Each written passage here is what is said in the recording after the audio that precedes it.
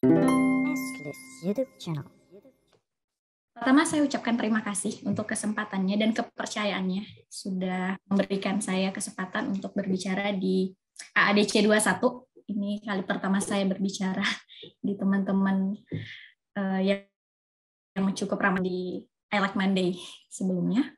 Nah, hari ini saya ingin membawakan sebuah materi yang berjudul Gig Economy Revolution in Industry 4.0. Nah, sebenarnya tanpa kita sadari sebenarnya gig economy ini adalah sebuah fenomena yang terjadi hampir di seluruh dunia dan bahkan banyak di sekitar kita. Nah, mungkin kita aja nggak sadar tuh. Dari beberapa dari kita mengatakan bahwa gig economy ini adalah sebuah ide yang cemerlang atau sebuah solusi terhadap masalah-masalah sulitnya mencari pekerjaan yang kita alami sekarang. Tapi di sebagian orang lainnya mungkin berpendapat gig economy ini justru mematikan beberapa sektor pekerjaan. Nah, kalau gitu ayo kita gali lebih jauh mengenai apa itu gig economy dan bagaimana perannya di revolusi industri 4.0. Yang pertama itu dari gig economy sendiri. Sebenarnya ini adalah sebuah kondisi yang dimana tadinya pekerjaan itu kan biasanya sifatnya tetap ya. Saya terikat sebuah pekerjaan terhadap satu company, di sana aturannya sudah bagus, saya mengikuti, jamnya juga sudah jelas, mungkin 9 to 5 tiap harinya. Nah, di gig economy ini ada sedikit perubahan, di mana yang tadinya keterikatannya sangat baku menjadi lebih fleksibel, di mana di sini para pencari kerja independen itu bertemu dengan para pemberi pekerjaan yang menginginkan kontrak kerja itu hanya berdasarkan project misalnya, atau hanya short term saja. Nah, nanti para pekerja ini akan digaji, yang biasanya kalau konvensionalnya itu bulanan, mereka akan digaji biasanya per project, atau per target, atau per goal yang ingin dicapai, sesuai dari kesepakatan mereka masing-masing. Nah, lalu apa itu industri 4.0? Seperti kita ketahui, yang dari dulunya semuanya, mungkin dari zaman batu ya, itu masih susah, terus akhirnya udah mulai maju, kita udah mulai menggunakan perangkat-perangkat sederhana, lalu itu diasah lagi menjadi perangkat yang lebih modern, muncullah alat-alat elektronik. Nah, di industri 4.0 ini, kita sudah menggunakan internet dalam memanfaatkan alat-alat elektronik yang sudah berkembang tadi. Nah, di industri 4.0 inilah mulai muncul banyak ide-ide baru, banyak gagasan-gagasan baru, terhadap pemanfaatan internet itu sendiri dalam berbagai aspek kehidupan kita di sehari-harinya kita. Nah, lalu apa hubungannya dan bagaimana gig economy ini bisa bertumbuh di industri 4.0? Yang pertama tadi, karena pemanfaatan internet itu sudah banyak diaplikasikan di berbagai aspek, misalnya dalam pembayaran, misalnya dalam kegiatan kita sehari-hari, transportasi misalnya. Nah, dari situlah pemanfaatan itu yang menciptakan atau merangsang kita untuk menimbulkan sebuah inovasi-inovasi baru. Nah, dari inovasi-inovasi tersebut kita akan memanfaatkan internet, muncullah digital transformasi di dalamnya. Dan itu akan merubah atau menimbulkan satu bisnis model baru yang lebih efisien dan juga lebih efektif. Lalu selanjutnya, dari perubahan model bisnis itu atau munculnya model-model bisnis baru, secara tidak langsung diakibatkan oleh adanya pergeseran yang tadi mungkin sempat dibahas di Pak Randy ya di sesinya Dana. Misalkan ketika sebelum pandemik itu ada visinya kemana, ketika ada pandemik ada pergeseran. Nah, begitu juga dengan di industri 4.0. Ketika sebelumnya internet belum dimaksimalkan penggunaannya atau pengaplikasiannya terhadap berbagai aspek, kan semuanya cenderung tradisional ya. Ya udah, kalau saya mau belanja, beli pulsa tadi, saya harus ke warung bayar pakai uang cash. Nah, karena adanya si 4.0 ini, kita semuanya dilakukan menggunakan digital. Nah, pergeseran itu yang akhirnya menggalakkan atau meningkatkan pertumbuhan gig economy di industri 4.0 itu sendiri. Nah, dan juga selain itu, dengan adanya bisnis-bisnis model yang baru ini, kita secara langsung dan tidak langsung menciptakan kebutuhan-kebutuhan baru. Misalnya tadi, saya kalau pergi ke pasar nggak punya motor, harus naik Gojek, jalan kaki ke pangkalan ojek, bayar pakai cash. Nah, sekarang dengan adanya pemanfaatan digital, dengan adanya transformasi digital tersebut, kita bisa hanya dari rumah menggunakan device-nya kita, klik-klik, oh saya mau pesan ojek, mau ke pasar, dari rumah saya ke pasar, kita udah bisa lihat langsung di sana totalnya berapa, kita juga bisa melakukan pembayaran di sana. Nah, bisnis model inilah yang akhirnya menciptakan kebutuhan-kebutuhan, dan pada akhirnya penyedia transportasi online tadi kan mencari nih mitra-mitranya. Siapa ya? Ojek saya hanya ada 10 nih, sedangkan kebutuhannya meningkat, akhirnya dia bukalah lowongan kerja bagi partner yang ingin bergabung untuk menjadi mitra kita, jadi ojek online, silahkan daftar di kita. Nah, bisnis model ini yang saya maksud menciptakan demand-demand baru dan menumbuhkan demand-demand tersebut. Lalu, bagaimana evolution-nya? Kalau kita lihat yang tadinya diawali dengan tradisional freelancing, jadi tadinya pekerja lepas ini ya dia mencari sendirilah targetnya atau orang yang membutuhkan jasanya. Nah, itu dia mencari mungkin mulut ke mulut atau mungkin berdasarkan relasi. Nah, lalu di fase 2 dengan adanya teknologi dan internet udah berkurang tuh namanya freelancing, nawarin diri langsung ke orang-orang gitu kan. Maksudnya, oh saya bisa nih bikin, saya desainer nih, saya bisa bikin desain-desain yang bagus nih contohnya. Nah, itu udah tidak perlu dilakukan secara langsung atau direct gitu. Semuanya bisa dilakukan dengan memanfaatkan teknologi. Makanya sekarang muncul banyak platform yang mempertemukan antara pencari kerja dan juga pemberi kerja. Nah, lalu selanjutnya adanya teknologi dan internet itu akhirnya bisnis modelnya bergeser. Berubah, ada bisnis model yang baru gitu. Di mana tadi kebutuhan terhadap freelancer misalnya meningkat, atau kebutuhan terhadap ojek online, pengemudi ojek itu juga meningkat. Nah, selanjutnya itu ada shift, pergeseran. Karena ada bisnis model yang baru, mau tidak mau yang tadinya tradisional itu harus mulai beradaptasi dengan adanya pemanfaatan teknologi. Nah, itu akan mulai bergeser ke bisnis model yang baru. Oh, sorry, saya tertukar antara poin 3 dan 4. Maaf ya, jadi ada shift-nya dulu, ada pergeserannya dulu dari teknologi dan internet, baru memunculkan bisnis model yang baru. Nah, disitulah muncullah gig itu sendiri. Gig itu apa? Ya, seperti tadi, orang yang ingin kata dasarnya adalah pertunjukan, gig atau pertunjukan. Jadi, semua orang yang ingin tampil, memperlihatkan skill-nya mereka, passion-nya mereka, itu bisa ikut serta ke dalam gig economy evolution ini sendiri. Nah, lalu siapa aja yang ikut serta atau partisipan di dalam sebuah gig economy? Yang pertama, pastinya perusahaan teknologi itu sendiri, karena mereka yang menyediakan platform atau yang mempertemukan antara si pencari kerja dan juga pemberi kerja. Yang kedua, itu dari segi produsernya atau pemilik barang misalnya, dia akan bergabung juga ke dalam gig economy. Misalkan seperti saya seperti contohnya, saya punya bisnis kecil itu untuk custom hampers gitu misalnya. Nah, di situ kan saya bingung nih mencari target marketnya. Akhirnya saya bergabung dan memanfaatkan teknologi. Di situ saya posting apa yang tentang bisnisnya saya. Nah, di situ saya juga ikut serta ke dalam gig economy tersebut. Lalu yang selanjutnya itu adalah employee atau gig workers. Nah, jadi para pekerja gig ini kita sebutnya gig workers. Merekalah yang menyediakan service, merekalah yang melakukan pekerjaan-pekerjaan sesuai permintaan tadi, sesuai demand-demand yang tampil yang ditimbulkan oleh pergeseran model bisnis tadi. Lalu pastinya ketika sudah ada teknologi, sudah ada platformnya, sudah ada produsernya, sudah ada orang yang bekerjanya, tentu harus ada permintaan langsung dari si konsumer.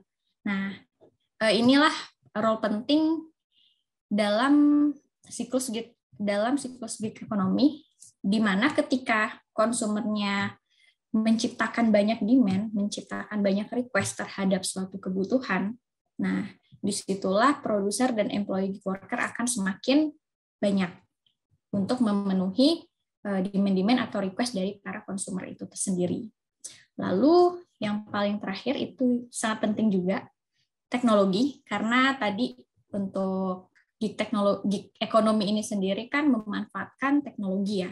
Jadi untuk teknologi, perkembangan teknologi itu juga sangat mempengaruhi terhadap perkembangan gig ekonomi yang ada. Nah, lalu mungkin kita ingin ambil beberapa sampel. Nih, yang tadi saya katakan di awal, mungkin kita tidak menyadari bahwa gig ekonomi itu ada di sekitar kita. Seperti contohnya itu yang pertama, dengan adanya online transport. Nah, tadi kan awalnya ojek harus konvensional ya, kita ke pangkalan, terus kita harus bayar cash. Nah, sekarang kita cukup melakukan booking via aplikasi. Nah, di mana di belakangnya, di belakang panggung, berarti kan perusahaan-perusahaan ojek online ini pasti mereka mengumpulkan nih banyak tukang ojek yang mau bergabung ke mereka, yang bisa siap mengantar customer ketika ada permintaan, atau on demand worker lah, ketika ada permintaan mereka bisa bekerja. Nah, itu contoh nyata dari si gig ekonomi itu sendiri. Selain itu, seperti freelancer ini mungkin sedikit tipis ya antara freelancer dengan gig workers.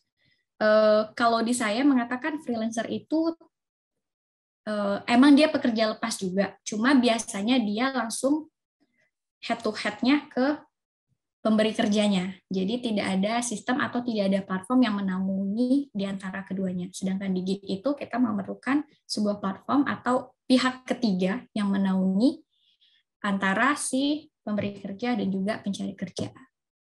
Nah, lalu seperti kurir, logistik itu di era sekarang, apalagi pandemik, itu sangat banyak sekali kita lihat. Kenapa? Karena orang mungkin sudah malas belanja langsung ke toko atau keluar rumah karena ingin jaga jarak gitu ya. Akhirnya kan semuanya sekarang belanja check out dari online. Seperti mungkin Pak Matt ya tadi sampai bisa jadi platinum di Tokped. Nah, mungkin karena semuanya by online ya Pak. Nah, kurirnya ini juga bisa katakan mereka salah satu contoh dari gig ekonomi, di mana mereka akan bekerja sesuai permintaan, sesuai banyaknya orderan atau barang yang harus mereka deliver ke pemesan. Gitu. Lalu mungkin yang kita tanpa sadari juga, dan banyak kita lihat, terutama untuk kita-kita yang sering aktif di sosmed ya. Nah, seperti konten kreator, vlogger, blogger, buzzer, influencer, itu semuanya adalah salah satu contoh dari gig ekonomi itu sendiri. Di mana pekerjaan ini sebelumnya kan tidak ada ya.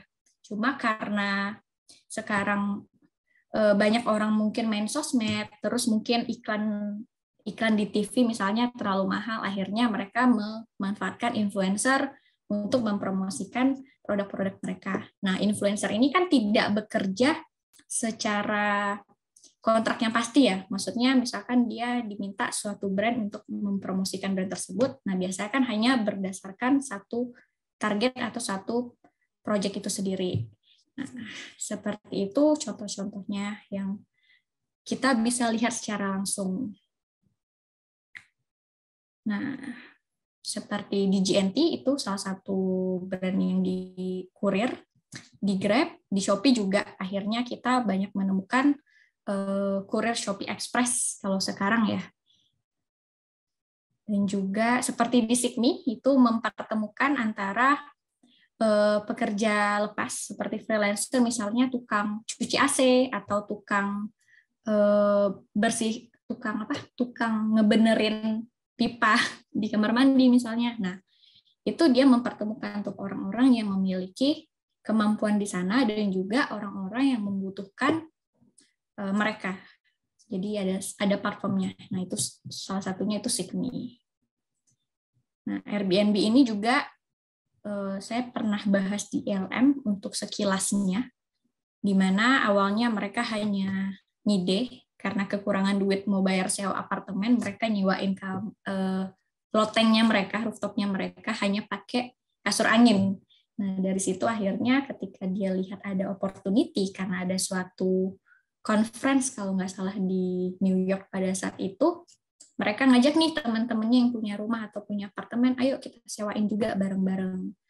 Nah, itu kan akhirnya si pemilik-pemilik tadi, pemilik-pemilik rumahnya itu juga ikut serta di dalam yang namanya gig economy.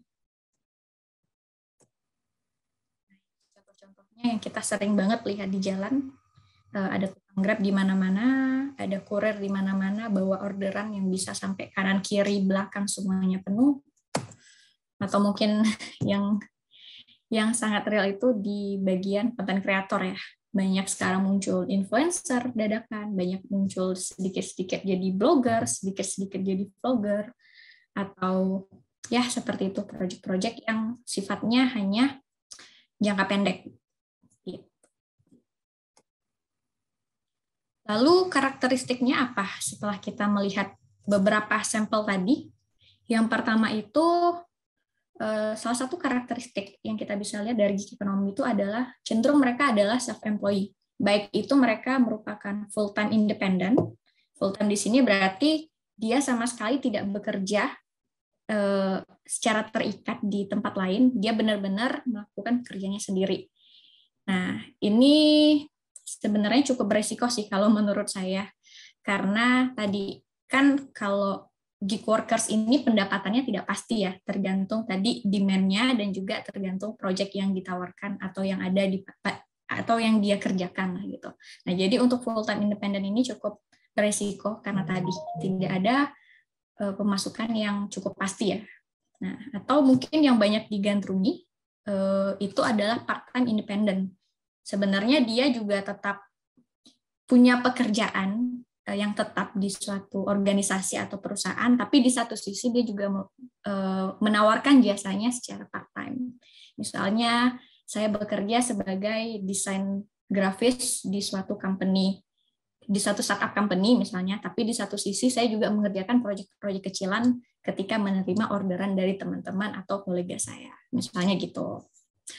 Atau yang ketiga itu occasional independence, jadi dia hanya bekerja berdasarkan ya tadi permintaannya.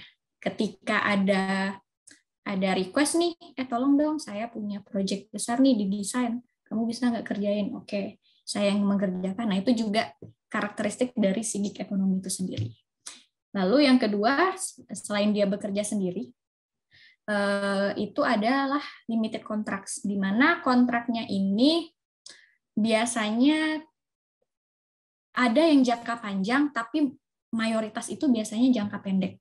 Nah, jadi misalkan tadi saya punya brand, saya pengen kamu promosin brand saya sampai targetnya nanti misalnya nambah audiensnya sekian atau insight-nya naik sekian persen. Nah, itu kontraknya hanya terbatas dari goal yang tercapainya itu. Tidak yang dalam jangka panjang sampai satu tahun ke depan ya kamu kerja di saya dengan target yang tidak terarah. Nah itu biasanya gig economy itu bukan seperti itu, dia lebih cenderung ke kontraknya yang terbatas.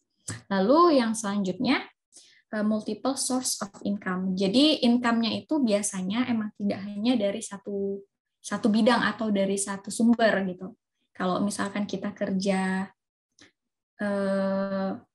di corporate gitu ya, pekerjaan tetapnya di corporate ya berarti kan jelas tuh source income-nya kita dari corporate tersebut. Tapi kalau di gig economy ya tadi bisa multiple karena memang mereka biasanya mengerjakan beberapa pekerjaan sekaligus sesuai kemampuan dan juga demand yang mereka dapatkan. Nah, lalu apa aja pro dan kontra? Ya seperti biasa ketika membicarakan sesuatu yang sedang booming, terutama pasti ada yang pro dan juga ada yang kontra ya. Nah, yang pertama untuk yang apa saja pro-nya, yang pertama adalah cost and time efficiency. Jadi di mana biasanya gig economy ini secara pekerjaannya, secara waktunya itu lebih efisien. Karena tadi misalkan dia dikontrak berdasarkan project, ya udah dari kita para gig worker-nya itu bisa mengestimasi, oh kira-kira untuk menyelesaikan sebuah proyek tersebut itu butuh berapa lama. Nah, biasanya mereka akan lebih efisien karena mereka bisa mengatur sendiri time manajemennya mereka, para gig worker tersebut maksudnya. Lalu secara cost mungkin juga bisa lebih hemat dibanding misalnya tadi kita harus ke kantor, ongkos pergi udah berapa, ongkos pulangnya berapa, sedangkan gig workers biasanya dia kan tidak terbatas ya untuk tempat bekerjanya. Akhirnya dia bisa bekerja dari rumah atau dari kafe, dan itu biasanya cost-nya akan bisa lebih di-reduce lagi. Lalu untuk yang kedua, poin kedua, kita lebih memiliki banyak peluang untuk mengambil beberapa jobs. Nah, karena tadi tidak ada keterikatan di satu tempat ya, akhirnya kan kita bisa mengambil beberapa job secara bersamaan. Secara tidak langsung ini juga bisa mengenhance atau meningkatkan skill-nya kita, karena tadi kita beragam job yang kita ambil, dan pastinya di berbagai job itu kita bisa mempelajari banyak hal yang baru. Nah, akhirnya secara tidak langsung skill kita juga bisa meningkat, dan ditambah lagi kenapa kita bisa dapat banyak opportunity, karena kan sebenarnya tidak ada batasan tadi di waktu bekerja dan juga lokasi bekerjanya. Jadi kita benar-benar bisa manage pekerjaan yang kita ambil itu berdasarkan kemampuan dan keinginan kita.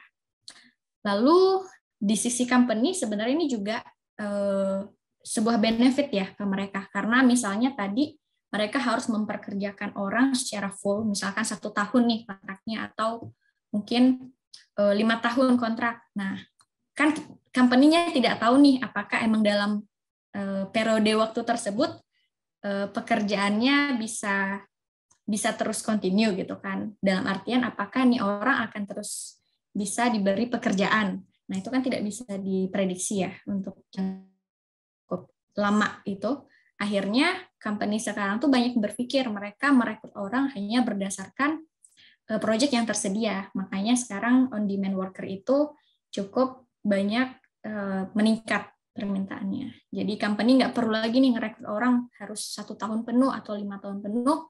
Dia hanya cukup ngerekrut orang berdasarkan project. Oh, misalkan saya punya project untuk bikin iklan gitu kan. Nah, kira-kira dia hanya butuh 2,5 bulan, ya udah dia rekrut orang hanya untuk proyek tersebut selama 2,5 bulan. Sisanya tadi antara bulan ketiga sampai yang ke-1 tahun kan dia bisa memikirkan untuk proyek lainnya apakah nih orang masih diperlukan atau enggak. Nah, hal ini akhirnya bisa mereduce cost-nya tadi dari company. Di mana untuk bulan-bulan berikutnya itu mereka tidak perlu membayar orang tersebut karena memang tidak ada proyek yang mereka sepakati. Terus selanjutnya fleksibilitas. Jadi antara pemberi kerja sama penerima atau pekerjanya itu akhirnya bisa lebih fleksibel dalam di engagement-nya, karena tadi kan mereka sudah menetapkan ya goals-nya atau kontraknya itu untuk apa, atau proyeknya itu untuk mencapai sebuah goals yang seperti apa, sebuah target yang seperti apa. Nah, biasanya para pemberi kerja itu akan menyerahkan seluruh manajemennya itu kepada si pekerja tersebut. Jadi mereka akhirnya lebih fleksibel, selama targetnya bisa dipenuhi, ya pekerjanya bisa menentukan cara kerja dan juga manajemen kerjanya sendiri. Lalu di satu sisi juga ini masih menjadi pro kontra sebenarnya. Ada yang bilang gigs job ini menghapus atau menggantikan job-job yang tradisional atau yang konvensional, tapi sebenarnya di satu sisi ini memicu untuk menimbulkan demand baru. Jadi nggak semata-mata kita menggantikan pekerjaan yang ada, tapi sebenarnya dengan ada gig job ini kan kita melakukan penyempurnaan ya terhadap pekerjaan-pekerjaan yang sudah ada. Dengan adanya penyempurnaan ini kan sebenarnya kita bisa ngedrive lebih banyak demand lagi dibanding tadi yang benar-benar hanya di tradisional atau di konvensional. Ya kayak tadi yang saya katakan contoh realnya yang di ojek itu ya. Yang tadinya orang juga akhirnya malas pergi ke pasar karena jalan ke pangkalan ojeknya misalnya udah jauh. Akhirnya dengan adanya gigs job, di sana dia menyempurnakan lagi bagaimana mekanisme atau model bisnis dari ojek-ojekan ini. Di situ dia menyempurnakan lagi dan akhirnya orang mau tuh menggunakan model bisnis yang baru. Nah, akhirnya kan sebenarnya demand-demand baru itu tercipta. Dan tadinya tukang ojek yang nganggur di pangkalan, ya udah mereka tinggal join aja ke si perusahaan penyedia ojek online-nya tadi, yang tadinya nganggur, akhirnya mereka sekarang dapat pekerjaan. Yaitu tadi on-demand worker ketika di-order oleh kita, para penumpang. Begitu untuk pro-nya. Lalu yang untuk kontranya, yang pertama itu tadi, karena kita tidak, kontraknya itu kan biasanya short term ya, dan juga tidak ada kayak gaji bulanan lah kasarnya kalau kita di konvensional. Akhirnya kan tidak ada kepastian untuk income yang kita terima. Lalu yang kedua juga karir path-nya untuk jenjang karirnya juga tidak terbentuk kalau di gig worker, karena tadi biasanya emang pekerjaannya itu dilakukan on demand gitu kan. Lalu selanjutnya fleksibilitas ini sebenarnya bisa jadi bumerang sih. Mungkin bagi orang-orang yang bisa memanajemen waktu, memanajemen pekerjaan mereka dengan baik dan rapi, ini adalah sebuah keuntungan. Tapi di satu sisi bagi mereka mungkin ya yang bisa dibilang mungkin hard worker ya, hard worker di sini dalam artian yang kurang baik, misalnya gila kerja lah gitu. Akhirnya kan fleksibilitas yang dianggap, oh bisalah saya ngambil 10 job sekaligus, 10 project sekaligus dengan tenggang waktu 1,5 bulan. Yang dia pikir, oh, karena fleksibel saya bisa atur sendiri, pada akhirnya itu menjadi bumerang. Ketika dia tidak bisa memanajemen pekerjaan dia dan juga waktu dia yang dengan baik. Sehingga work-life balance-nya nanti akan terganggu. Nah, lalu selanjutnya, poin selanjutnya adalah kualitas dari hasil pekerjaan itu bisa beragam sih. Karena tadi misalkan company kan mencari orang yang memenuhi kriteria untuk melakukan sebuah project ya. Nah, karena prosesnya tadi mungkin tidak se-strict biasanya HR melakukan rekrutmen di company, sehingga kualitas dari pekerjaannya itu bisa beragam. Oh, ketika kita menemukan talent yang bagus ya, hasil pekerjaannya bagus. Ketika kita menemukan talent yang tidak begitu bagus ya, pada akhirnya hasil pekerjaannya tidak bisa sesuai keinginan yang diharapkan. Lalu di sisi terakhir juga sebenarnya ini benefitnya tidak sebanyak dari pekerjaan konvensional atau pekerjaan tetap. Yang biasanya kalau pekerjaan tetap kan dia bisa dapat selain salary, bisa dapat tunjangan kesehatan, bisa dapat proteksi apa, bisa dapat apa gitu kan. Nah, ketika kita berbicara di worker, mereka biasanya tidak dapat benefit tersebut. Nah, biasanya hanya dari kompensasi berupa pembayaran sesuai pekerjaan mereka. Gitu. Cuma kalau dilihat sekarang sih udah mulai diatur ya, karena gig worker ini sudah mulai banyak, pada akhirnya pemerintah kan juga mulai mengeluarkan regulasi-regulasi tuh, seperti misalkan ojek online tuh harus memberikan apa, misalkan ketika drivernya mereka kenapa-napa, si penyedia jasanya harus memberikan kompensasi apa. Nah, itu sekarang sepertinya sudah mulai diatur untuk regulasi-regulasi yang memperkerjakan gig workers-nya tadi. Nah, mungkin dari setelah kita tahu nih pro dan kontra untuk gig ekonomi atau menjadi gig workers itu, mungkin dari kita ada nih yang beberapa berminat untuk menjadi gig workers ya, baik itu mungkin part time, ya saya tidak menyarankan untuk independen ya, karena tadi resikonya cukup besar. Mungkin part time ketika kita punya waktu luang, kita juga mengerjakan beberapa proyek sampingan. Mungkin ini ada beberapa tips yang mungkin saya bisa bagikan. Yang pertama, kita harus mengidentifikasi dulu passion kita itu seperti apa. Misalnya tadi, oh saya passionate banget di bagian desain. Akhirnya kita coba convert tadi bagaimana passion saya ini bisa dikeluarkan itu maksudnya bisa ditawarkan kepada orang-orang yang membutuhkan. Nah, Lalu ketika kita sudah mengidentifikasi passion-nya kita juga harus belajar dari orang mengenai pengalaman hidupnya. Misalkan kita cari role model kita adalah desainer yang ternama. Nah, kita harus belajar dari dia bagaimana menjadi seorang desainer yang bagus, yang baik, yang bisa menginspirasi, yang bisa bekerja dan menghasilkan karya yang bagus juga.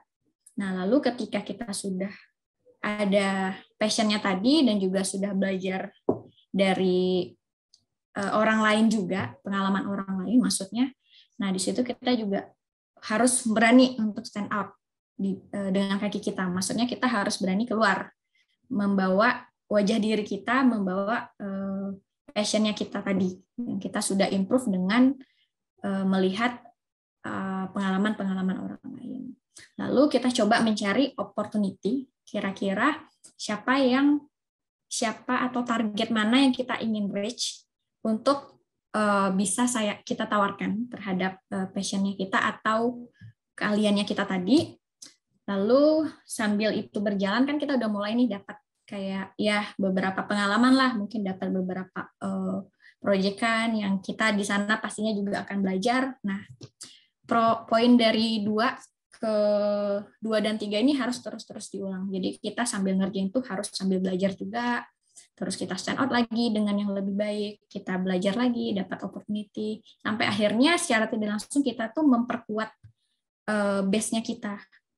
Yang tadinya mungkin passion kita hanya bisa ngedesain 3 dimensi, mungkin sekarang akhirnya dengan pengalaman-pengalaman tersebut, pengalaman kita pribadi dan orang lain, kita bisa upgrade skill-nya kita menjadi akhirnya bisa saya ngedesain untuk yang 4D juga misalnya gitu.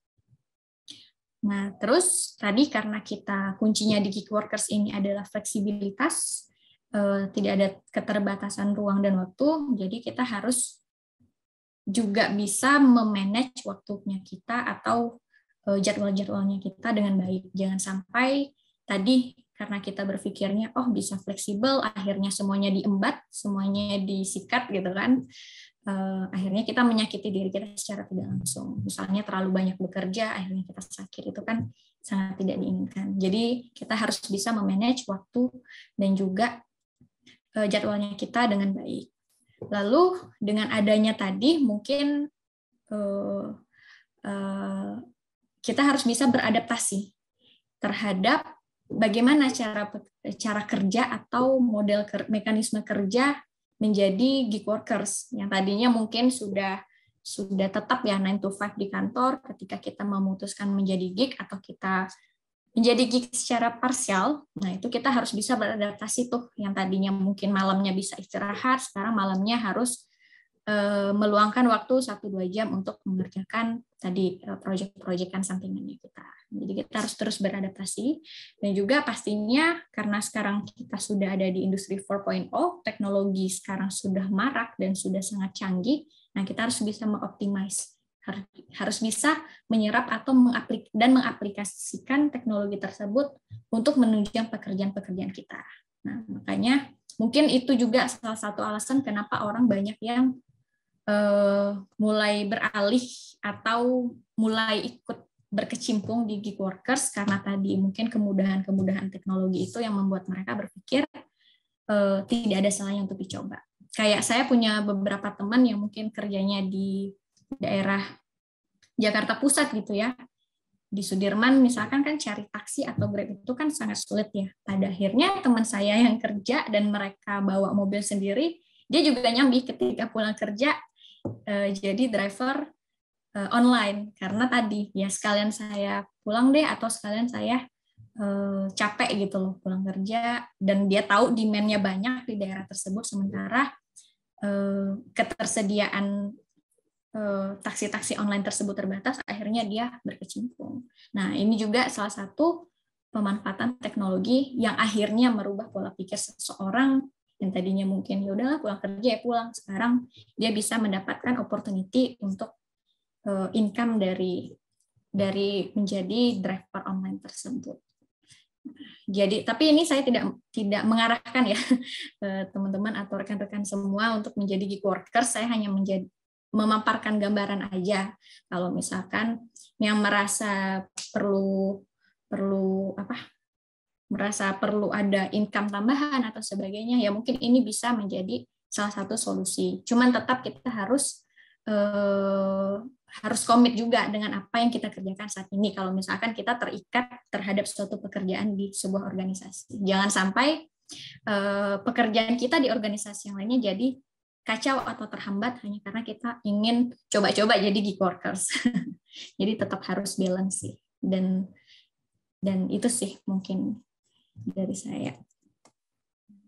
Untuk menutup sesi ini, mungkin ada satu quotes dari John McAfee. Jadi dia mengatakan sebenarnya gig economy ini adalah sebuah pemberdayaan, di mana sebenarnya ini sebuah paradigma yang membuat atau membentuk individual ini menjadi lebih baik untuk mencapai tujuan atau destiny-nya mereka.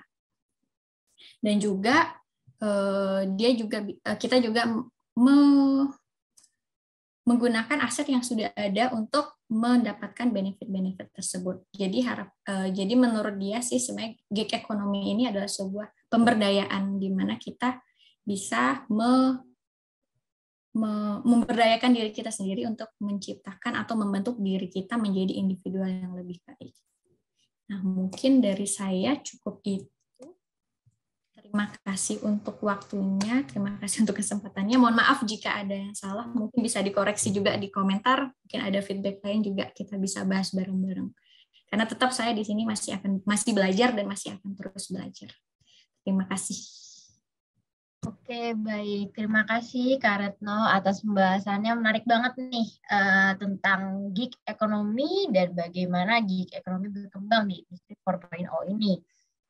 Oke, langsung aja kita buka sesi tanya-jawab. Untuk teman-teman yang ingin bertanya, silakan ya langsung aja tulis di kolom chat atau langsung buka open mic.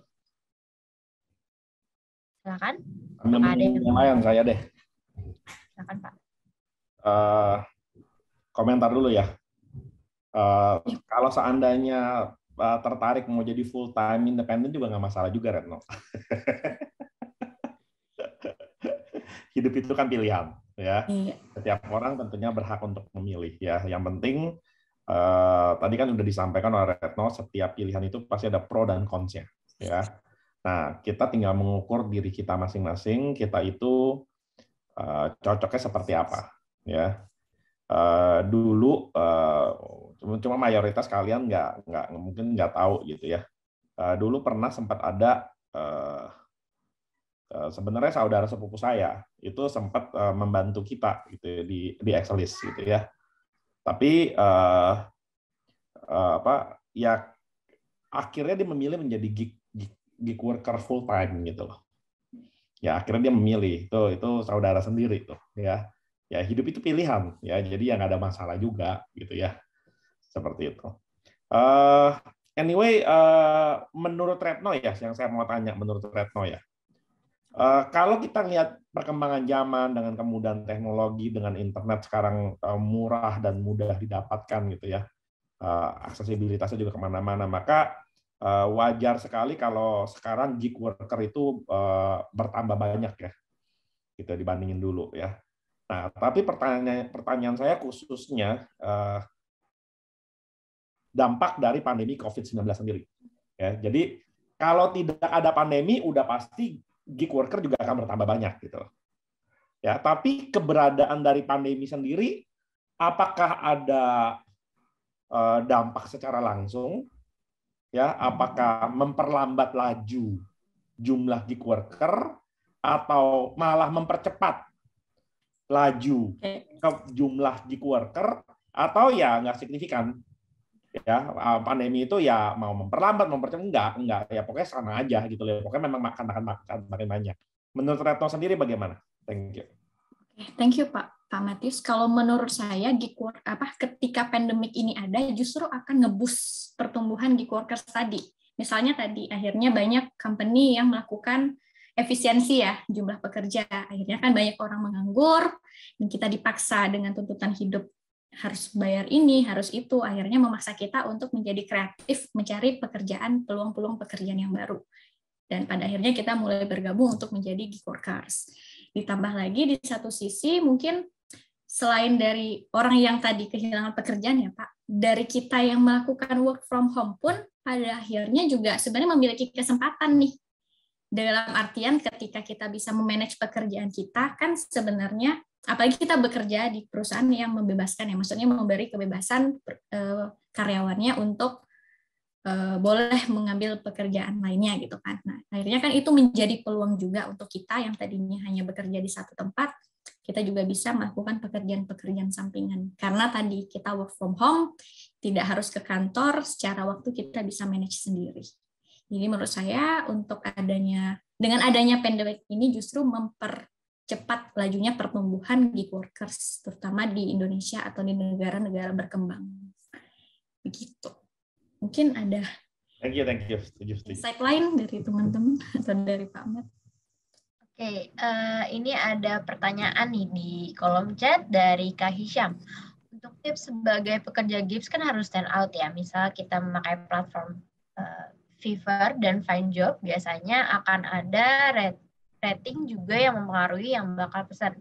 Tapi buat dapat rating harus ada yang pesan, agak loophole. Tapi kira-kira bagaimana buat mengawali gig job dalam sebuah platform? Baik, silakan Kak. Oke. Jadi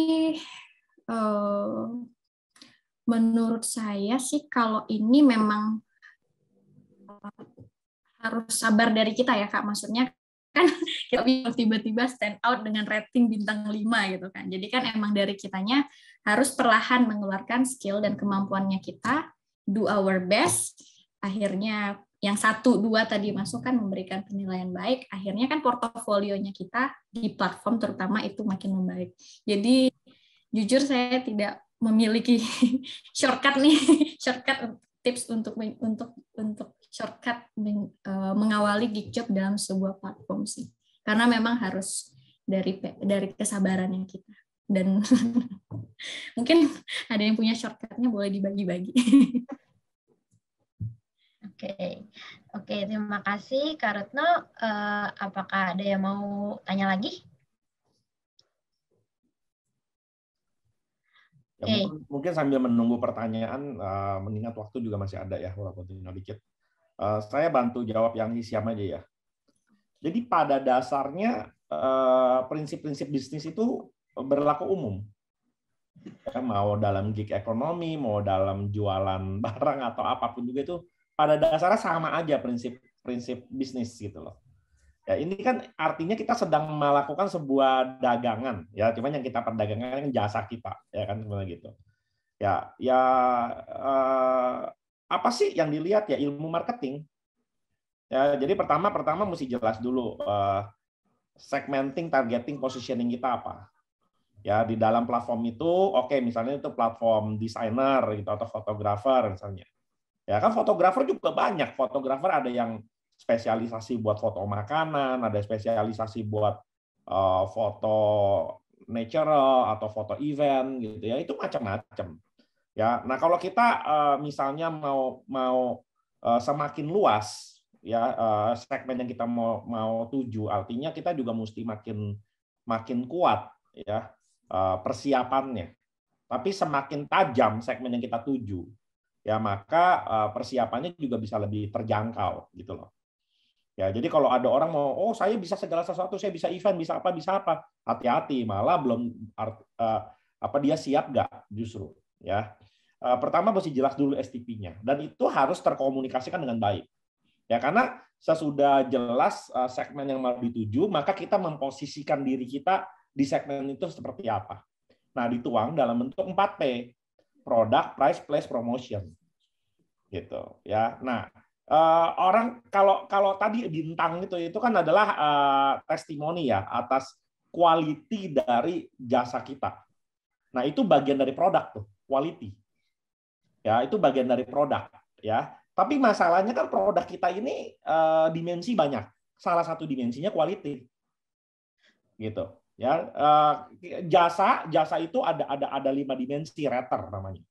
ya. Sedangkan kalau barang itu dimensinya lebih banyak lagi, gitu ya. Nah, kalau kita bilang bintang 5 itu sebenarnya cuma salah satu dimensi dari, kalau kita bilang jasa ya, dari RATER, ya, reliability, assurance, tangible, empathy, responsiveness.